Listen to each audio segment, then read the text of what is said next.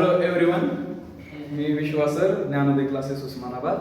काल आपण वेक्टर आणि त्याचे टाइप्स पाहिले होते. स्केलार्स म्हणजे काय असतं, वेक्टर्स म्हणजे काय असतं, फिजिकल क्वांटिटीज स्केलार असते म्हणजे काय आणि वेक्टर असते म्हणजे काय ते पाहिलं होतं. स्केलार म्हणजे काय सांगितलं होतं, ज्या फिजिकल क्वांटिटीजला डिस्क्राइब करण्यासाठी केवळ काय लागतं, मॅग्निट्यूड. काय लागतं, केवळ मॅग्निट्यूड लागतं. त्याला काय म्हटलं होतं आपण, स्केलार क्वांटिटीज. आणि वेक्टर क्वांटिटीज म्हणजे काय, ज्या फिजिकल क्वांटिटीजला डिस्क्राइब करण्यासाठी मॅग्निट्यूड आणि डायरेक्शन दोन्ही लागतं, त्याला काय म्हणायचंय, वेक्टर क्वांटिटीज. काय म्हणायचं त्याला, वेक्टर क्वांटिटीज. कळलं पक्का? ठीक. मग टाइप्स ऑफ वेक्टर्स पाहिले, त्याच्यामध्ये आपण झिरो वेक्टर किंवा नल वेक्टर पाहिला होता का. झिरो वेक्टर म्हणजे काय होता, एखाद्या डायरेक्शन मध्ये त्याचं मॅग्निट्यूड किती होतं, झिरो. किती होतं त्याचं मॅग्निट्यूड, झिरो. त्याची काय एक्झाम्पल सांगितले होते. काय एक्झाम्पल सांगितलं होतं, तुम्ही भिंतीवरती फोर्स अप्लाय केल्यानंतर याचं डिस्प्लेसमेंट झालं का, झालं का डिस्प्लेसमेंट, नाही. पण तुम्ही फोर्स अप्लाय केला आणि झिरो डिस्प्लेसमेंट झालं. किती, झिरो डिस्प्लेसमेंट झालं. कुठल्या तरी डायरेक्शन मध्ये, एका पर्टिक्युलर डायरेक्शन मध्ये किती डिस्प्लेसमेंट झालं, झिरो. त्याला म्हटलं होतं नल वेक्टर. त्याच्यानंतर युनिट वेक्टर पाहिला होता, ज्याचं मॅग्निट्यूड किती होतं, 1 इन स्पेसिफिक डायरेक्शन. एखाद्या पर्टिक्युलर डायरेक्शन मध्ये त्याचं मॅग्निट्यूड किती होतं, 1. त्याला आपण काय म्हटलेलं, युनिट वेक्टर. काय म्हटलं होतं आपण त्याला, युनिट वेक्टर. मग आज काय पाहायचं आपल्याला, बाकीचे टाइप्स पाहायचे. त्याच्यामध्ये पहिला आहे रिझल्टंट वेक्टर. कसला, रिझल्टंट वेक्टर.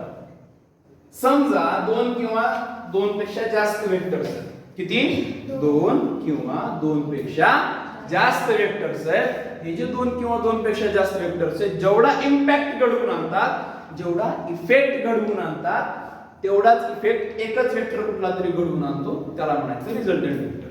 त्याला काय म्हणायचं, रिझल्टंट वेक्टर. म्हणजे समजा, काय म्हणलं मी, समजा एक हातोडा घेतला, हातोडा. त्या हातोड्याने तुम्ही काय करायला, भिंतीवरती दोन ठोके मारले, रप रप, काहीतरी खपली वगैरे निघेल त्याची, थोडंफार निघेल त्याचं, बरोबर. आता आणला घन माहितीये, हा भला मोठा हातोडा असतो, ठीक आहे, आणि तो मारला. हा, ॲव्हेंजर वाल्याकडे असते, ठीक आहे. काय त्याचं नाव, मिजॉनिर असंच काहीतरी नाव आहे, तिकडे बघा. हा, घरानं मी काय केलं, पहिल्यांदा मी काय घेतली होती, हातोडी घेतली होती. काय घेतली होती, हातोडी.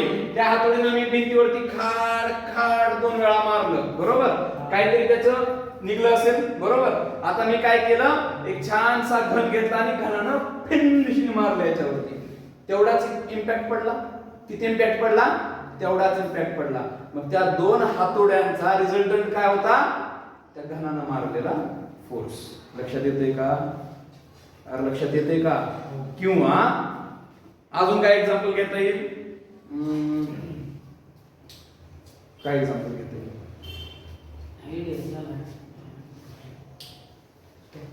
ठीक आहे.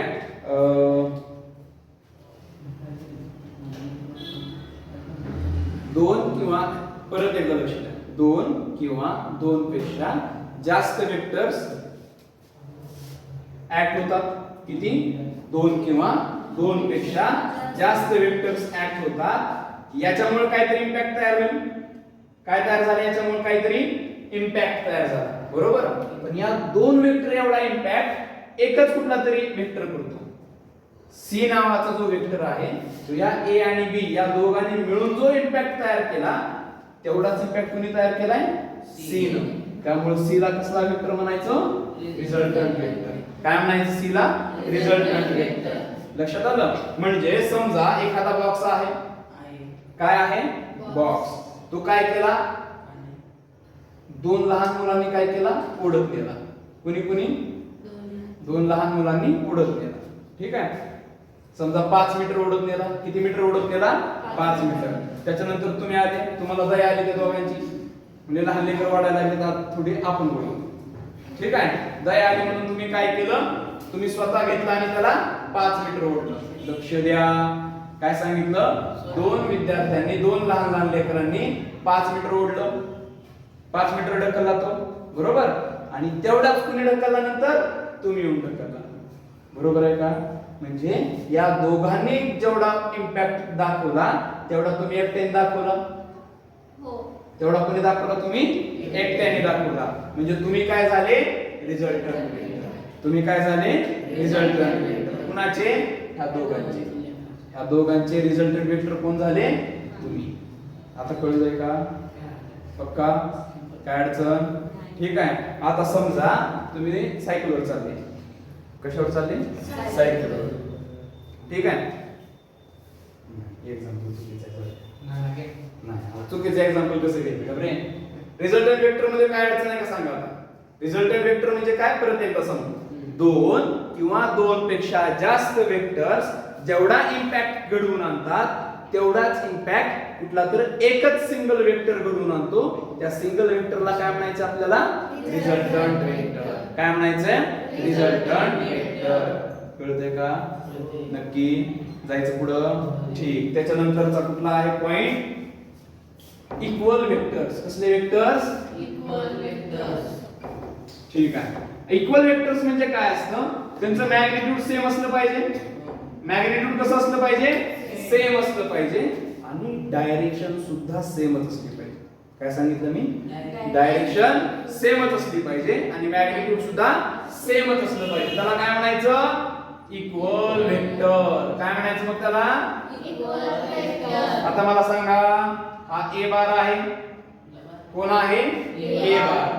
ठीक आहे. आणि हा आहे बी बार. काय आहे? B bar.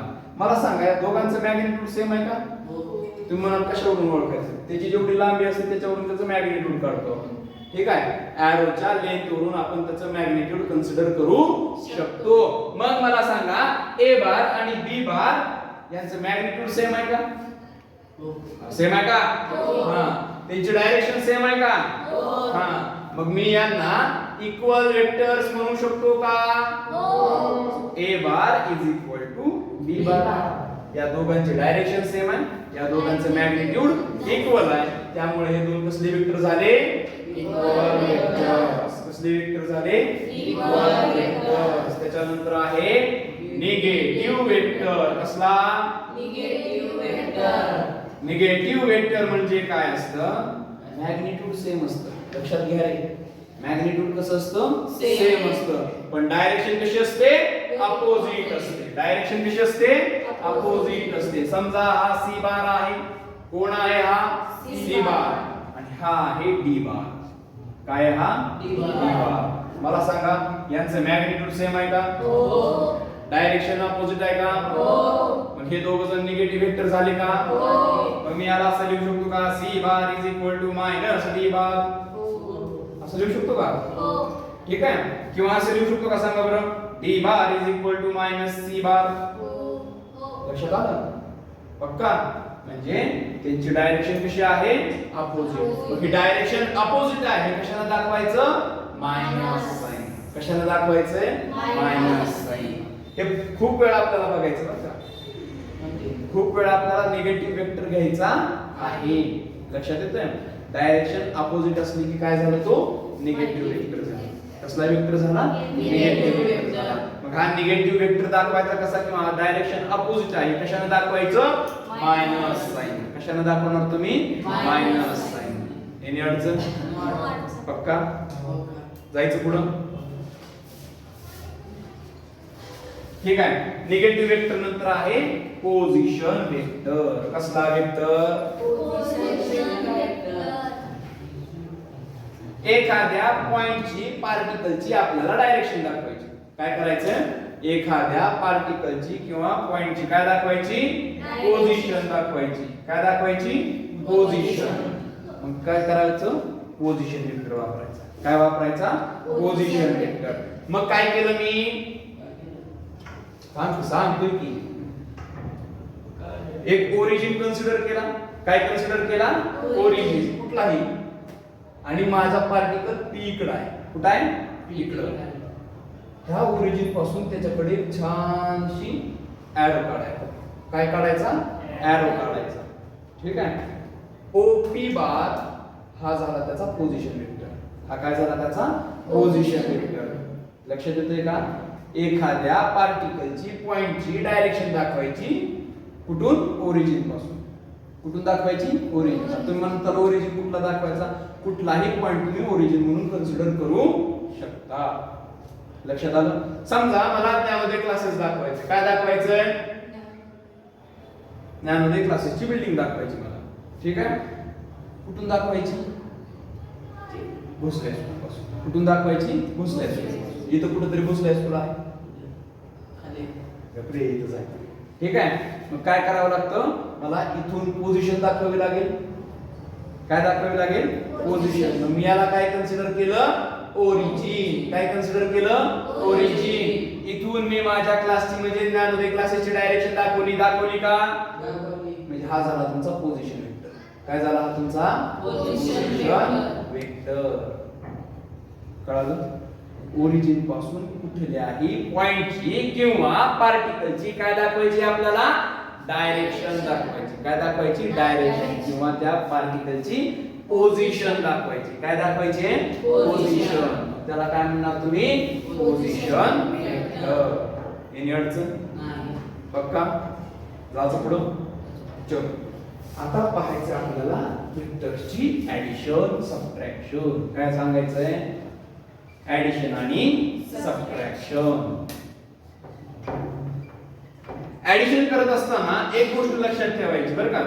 ऍडिशन किंवा सबट्रॅक्शन करत असताना फक्त सेम क्वांटिटीचीच ऍडिशन किंवा सबट्रॅक्शन होणार. ज्या सेम फिजिकल क्वांटिटीज आहेत त्यांचंच ऍडिशन होतं आणि त्यांचंच सबट्रॅक्शन सुद्धा होतं. म्हणजे 5 मँगोज आहेत. किती मँगोज आहेत? 5. त्या 5 मँगो मध्ये 4 चिकू ऍड करता येतील का? 5 आंब्यांमध्ये 4 चिकू ऍड करता येतील का? नाही. हा, 5 आंब्यांमध्ये 4 आंबे ऍड करता येतील का? सेम हीच कन्सेप्ट वापरायची. किती मँगोज झाले? 9 मँगोज झाले. लक्षात आलं? म्हणजे सांगायचंय काय? फक्त सेम फिजिकल क्वांटिटीजचीच ऍडिशन किंवा सबट्रॅक्शन होऊ शकते. फोर्सची ऍडिशन किंवा सबट्रॅक्शन फोर्स सोबतच होणार. व्हेलॉसिटीची ऍडिशन सबट्रॅक्शन व्हेलॉसिटी सोबतच होणार. वर्कची ऍडिशन सबट्रॅक्शन वर्क सोबतच होणार. एनर्जीची ऍडिशन सबट्रॅक्शन कोणासोबत होणार? एनर्जी सोबतच होणार. फोर्सची ऍडिशन सबट्रॅक्शन व्हेलॉसिटी सोबत होऊ शकते का? नाही. वर्कची ऍडिशन सबट्रॅक्शन फोर्स सोबत होऊ शकते का? नाही. एनर्जीची ऍडिशन सबट्रॅक्शन व्हेलॉसिटी सोबत होऊ शकते का? नाही. सांगायचे काय मग याच्यातून? फक्त सेम फिजिकल क्वांटिटी ज्या कोणत्या असतील त्यांच्यातच ऍडिशन किंवा सबट्रॅक्शन होणार. वेगवेगळ्या फिजिकल क्वांटिटीज मध्ये ऍडिशन सबट्रॅक्शन होणार नाही. ठीक आहे? मग आपल्याला पाहायचं आता ऍडिशन कशी करायची. कशी करायची? अशी करायची. समजा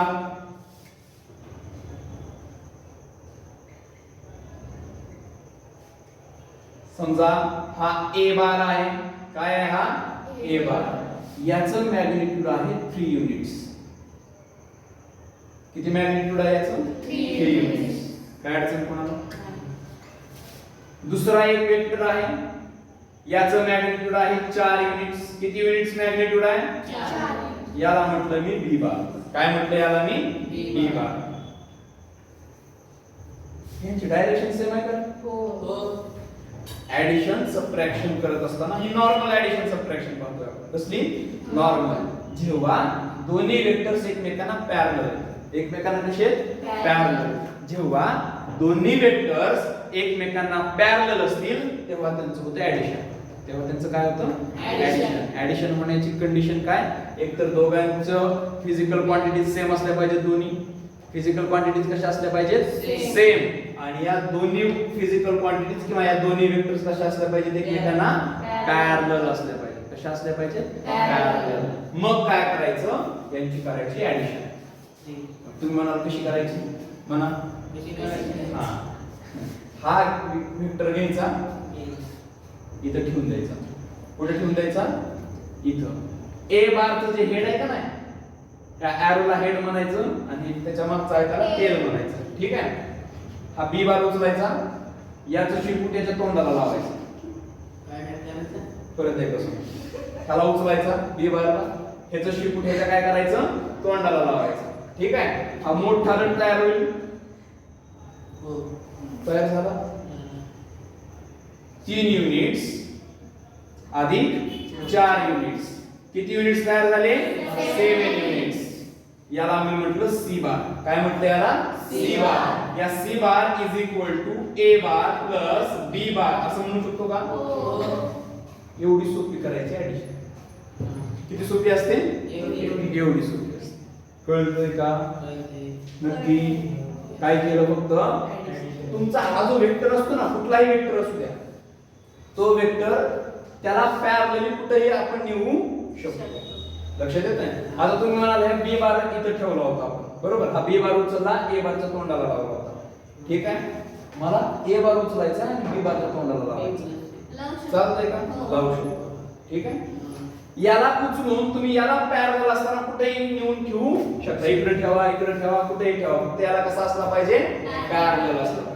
कसा असला पाहिजे पॅरलल. म्हणजे उगाच मिरका करून ठेवायचा नाही. लक्षात आलं का? पक्का? ठीक. ऍडिशन कळाली कशी करायची? ही नॉर्मल ऍडिशन आहे. कसली ऍडिशन आहे? नॉर्मल ऍडिशन आहे. ठीक आहे. आता पाहायचं सबट्रॅक्शन. काय पाहायचं आपल्याला? सबट्रॅक्शन.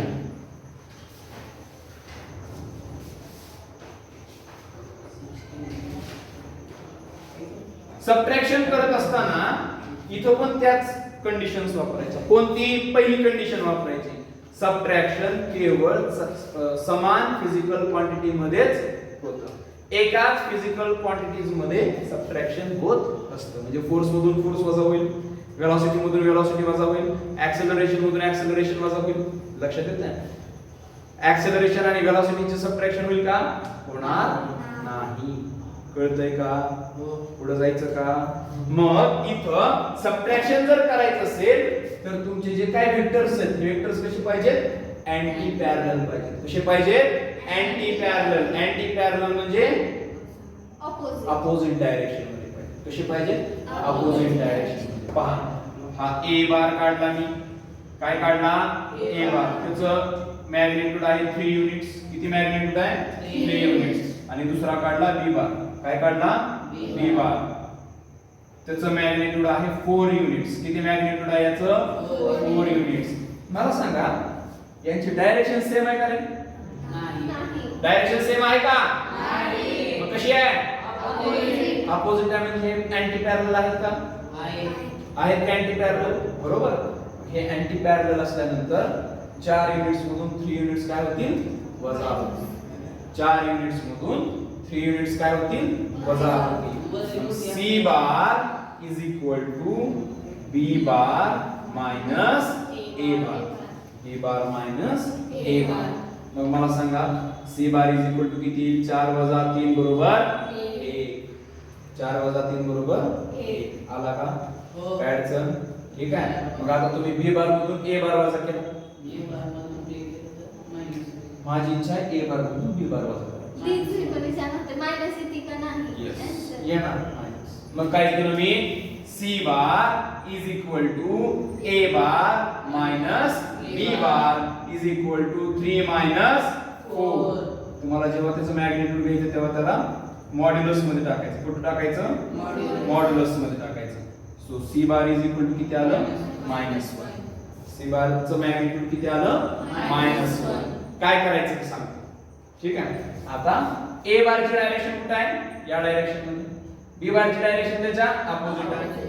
आपण पहिल्या केस मध्ये काय केलं? बी बारची डायरेक्शन पॉझिटिव्ह कन्सिडर केली. बी बारची डायरेक्शन कशी कन्सिडर केली होती? पॉझिटिव्ह. मग जर बी बारची डायरेक्शन पॉझिटिव्ह कन्सिडर केली, ए बारची कशी करणार? निगेटिव्ह. अपोजिट डायरेक्शन आहे ना. एकाची पॉझिटिव्ह घेतली तर दुसऱ्याची काय घ्यावी लागेल? निगेटिव्ह घेतली. काय अडचण? याला दुसऱ्या पद्धतीने पण लिहिता येतं. कसं लिहू शकतो आपण याला? C bar is equal to B bar. C बारचं मॅग्निट्यूड घेतलं बरोबर. बी बारचं मॅग्निट्यूड घेतलं. इथं मी प्लस लिहितो. काय लिहितो? प्लस. बी बारची डायरेक्शन जर पॉझिटिव्ह कन्सिडर केली असेल तर ए बारची डायरेक्शन कशी कन्सिडर करणार तुम्ही मायनस